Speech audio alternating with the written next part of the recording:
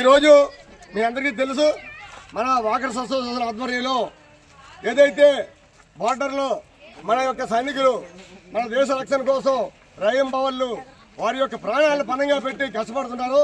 వారికి సంఘీభావంగా ఈ కార్యక్రమం పెడితే బాగుంటుంది, అన్ని చోట్ల జరుగుతుంది కదా అని చెప్పి మన మిత్రులు చాలా మంది సజెషన్ ఇచ్చారు.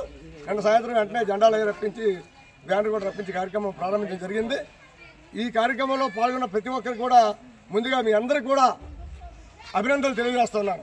మిత్రులారా, భారతదేశం శాంతికాముక దేశం. ఏ రోజు మనం యుద్ధాన్ని కోరుకోలేదు.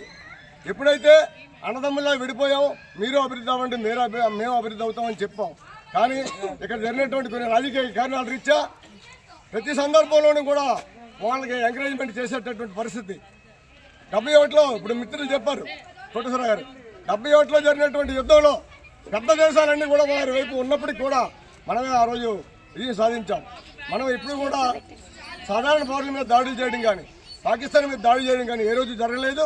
కానీ వాళ్ళు కుత్సిత బుద్ధిని చూపించుకుంటూ ఏదైతే ఈ ఉగ్రవాద సంస్థలు ఉన్నాయో ఈ ఉగ్రవాద సంస్థలన్నింటినీ కూడా వాళ్ళే పెంచి పోషిస్తూ అది కూడా మన యొక్క